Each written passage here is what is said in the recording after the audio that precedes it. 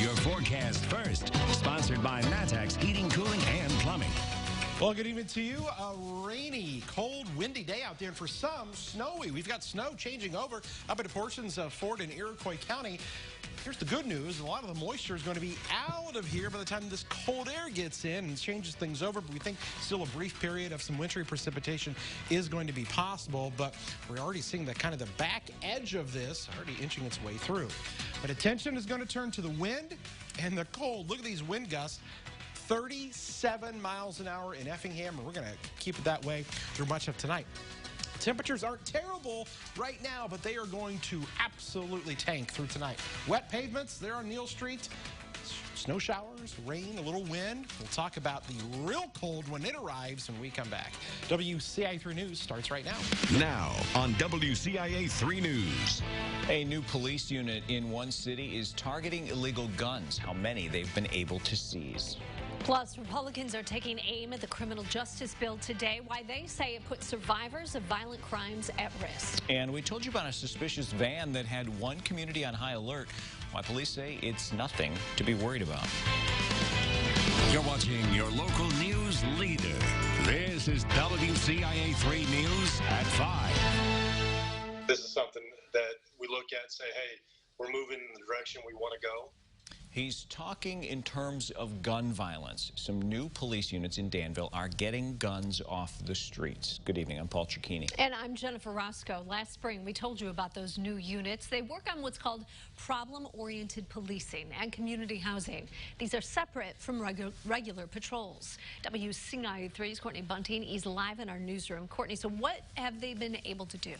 Well, Jennifer, just between last May and now, they've gotten more than 33 illegal guns off the streets. That's on top of what patrol officers were already doing. 6 officers are part of these special units, and as you mentioned earlier, they're separate from regular patrols and don't always respond to everyday calls for service. That means these officers have more time to dedicate to this type of work or what's considered quality of life issues. Chief Chris Yates says this also means less calls for service overall because many of these issues overlap. What my objective is to lower the incidence of crime and lower the need for police to respond in different areas. And it's not because we do not want to respond, it's because the fewer calls for service means the fewer complainants. The fewer complainants means we have fewer victims. Yates says they've also noticed that more of these guns are coming from young people, and all of these, of course, were either possessed illegally or were involved in some sort of crime. Yates says this is a good start, but he says he doesn't want progress to stop here. He says his department is continuing to work on lowering gun violence in the city. Live in the newsroom, Courtney Bunting, WCIA 3, your local news leader. Got to start somewhere. Thank you. Yates says seizing these guns has likely also helped lower the city's number of gun-related murders. There were 11 in 2018, 6 in 2019, and 4 in 2020. Illinois is on track to eliminate cash bail, and that has some worried for the safety of survivors of violent crimes. WCIA 3's Cole Hankey's live in our Springfield newsroom. Cole, Republicans, state's attorneys, other members of law enforcement have expressed some concerns about this. What are they exactly? Yeah, they all feel that getting rid of money bond will allow abusers and other violent criminals to walk free after committing their crimes, and that will in turn put survivors into harm's way. The Pretrial Fairness Act, which gets rid of cash bail, actually puts that decision in the judge's hands. Like before, a judge determines if a person should be detained or allowed to go home before trial. It just eliminates money as a factor in deciding that.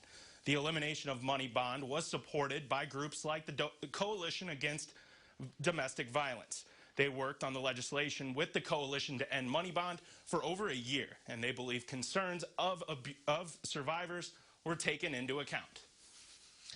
That what we now have to do is turn our efforts to developing implementation policy, which means really supporting law enforcement and prosecutors and the courts in developing appropriate assessments to make those determinations. Without having larger dialogue with those groups, I feel like they did something that wasn't very good for victims. The Illinois Coalition Against Sexual Assault did not take a stance either way on the legislation, but Director Carrie Ward said she hopes that eliminating money bond will instead draw focus to the many other more reliable ways that the system can protect survivors. Now, the Pretrial Fairness Act, along with the rest of that criminal justice reform bill, is on the governor's desk awaiting his signature, and if he does sign it, that means money bond will be gone in Illinois starting in 2023. Paul? All right, Cole, thanks for that update. Now, the Macon County Sheriff is investigating after a woman was struck by a train in Bluemont. Happened yesterday on North Railroad Avenue. The woman died at the scene. Police are still investigating the circumstances leading up to that accident. A Decatur woman had to be airlifted to a Springfield burn unit after trying to rescue a dog from a house fire. Flames were coming from the living room window near West Tuttle and South Hawthorne Avenue. The fire was put out within an hour. The home didn't have a working smoke detector. No word on the condition of the homeowner. The dog is now with animal control. Police in Covington, Indiana are searching for a missing veteran. Justin Marcinko was last seen Monday. His sister says he was driving from Danville to Chicago. Police say his rental car was towed Tuesday from I-74 near Bowman, the Bowman Avenue exit in Danville. He is 42 years old, 5'9", brown hair, blue eyes. Go to WCIA.com for more information. Police in Rossville say a person driving this van, which some considered suspicious, has been cleared. A woman told police a neighbor sent her pictures of a stranger outside her home. She said he walked toward her porch and took pictures.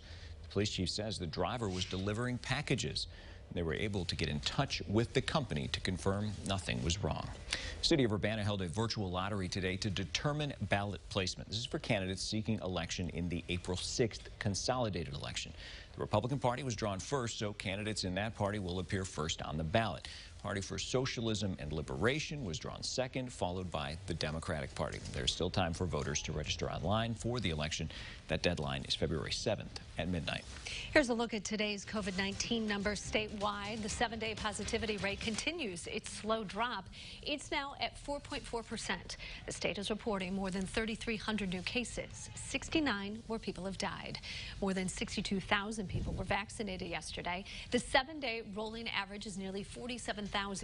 More than 1.1 million people in Illinois have gotten that first shot. And Sangamon County's health department is expanding access to the vaccine. Previously, only people 85 and older could get the shot. That was because of limited supplies. Now they're in phase 1B. That includes people 65 and older since they have more doses. The county says more than 29,000 people have gotten their first shot. More than 5,000 have their second. It's a way to learn about homelessness and give back to those in need. How you can get involved with One Winter Night and help make a difference. Plus this. Positive relationship with food is really important. And a new project would help kids develop that relationship. How you can help get it off the ground.